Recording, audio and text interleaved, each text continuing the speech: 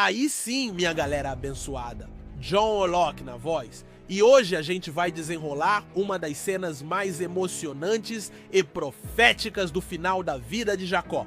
Se liga que hoje é dia de Gênesis, capítulo 48. Pega a visão. O velho Israel, Jacó, já tá no fim da linha. Ele tá doente, as vistas já estão fracas, mas o espírito tá mais afiado do que nunca. A gente vai ver o reencontro final dele com seu filho amado, José, e seus netos.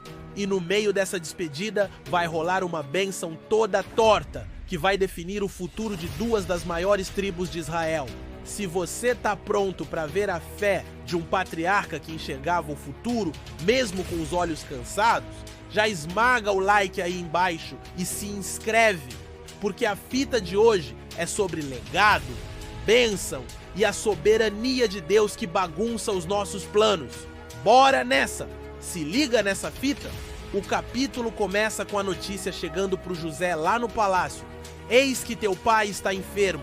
José não pensou duas vezes, pegou seus dois filhos, Manassés e Efraim, que nasceram no Egito, e meteu marcha para visitar o pai no leito de morte. Quando avisaram para o Jacó que o José estava chegando, a Bíblia diz que o velhinho se esforçou e se assentou na cama, quebrada sinistra de força e honra. Ele não ia receber o filho governador deitado de qualquer jeito. Jacó começa a conversa relembrando a promessa que Deus fez para ele lá em Luz, que é Betel, a casa de Deus.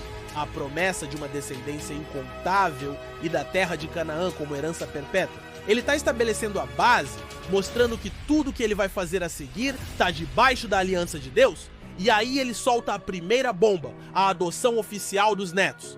Ele vira para o José e diz: agora, pois, os teus dois filhos, que te nasceram na terra do Egito, antes que eu viesse a ti no Egito, são meus. Efraim e Manassés serão meus, como Ruben e Simeão. O que ele está fazendo aqui é sinistro. Ele está promovendo os netos. Em vez de serem só netos de Israel, eles agora têm o status de filhos. E por que isso é tão importante? Porque eles vão entrar na partilha da herança da terra prometida como se fossem filhos diretos de Jacó. Eles vão se tornar cabeças de suas próprias tribos. Jacó está dobrando a porção da herança de José, o filho que ele amava e que sofreu tanto. É a restituição divina em ação.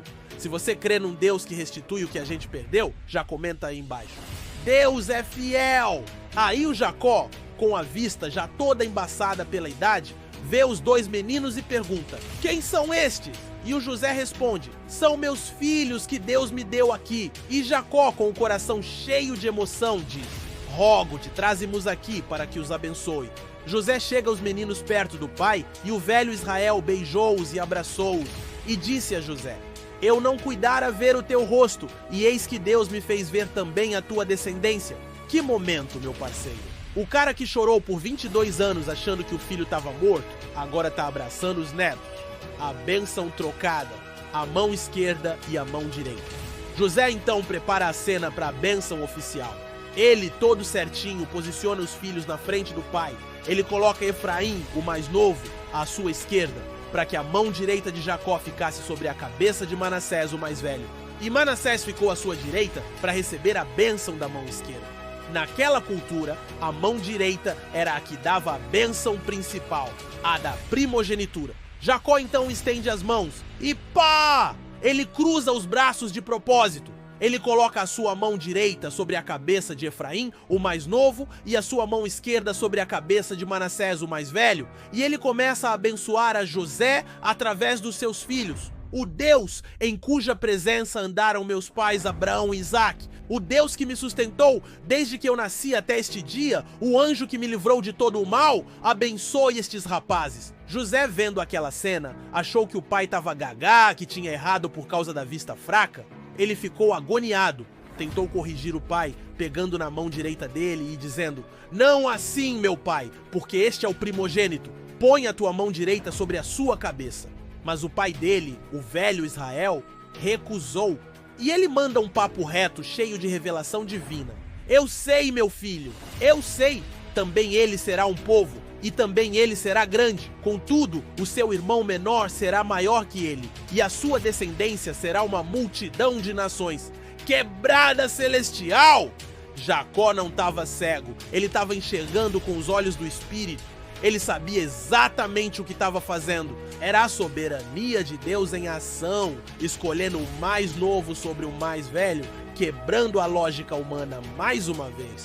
A mesma fita que rolou com Isaac e Ismael, com ele mesmo e Esaú, agora estava se repetindo com seus netos. O GPS da vida é a palavra, esquece. E a palavra mostra que Deus não escolhe pelos nossos critérios. Ele abençoou os dois naquele dia, mas colocou Efraim antes de Manassés.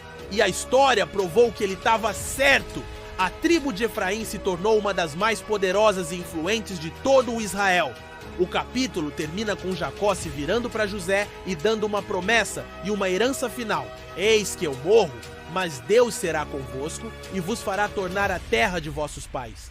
E eu tenho dado a ti um pedaço de terra a mais do que a teus irmãos, o qual tomei com a minha espada e com o meu arco da mão dos amorreus. Ele dá uma porção dupla de honra ao filho que um dia foi humilhado. E aí, minha galera, que capítulo profundo! Uma aula sobre legado, sobre como a bênção de Deus passa de geração em geração. E uma demonstração sinistra da soberania de Deus, que escolhe quem Ele quer, como Ele quer, e que usa até um velhinho quase cego para declarar o futuro de nações. Agora, quero ouvir o seu papo reto. O que essa bênção trocada te ensina sobre os planos de Deus, que nem sempre seguem a nossa lógica? E a atitude de Jacó de honrar José te mostra algo sobre a justiça e a restituição de Deus? Solta o verbo nos comentários. E se você tá curtindo essa saga final da vida de Jacó e quer ver o que ele vai profetizar sobre cada um dos seus 12 filhos, já sabe, né? Dá aquela moral monstra. Curte, se inscreve e ativa o sininho. Tamo junto. Paz!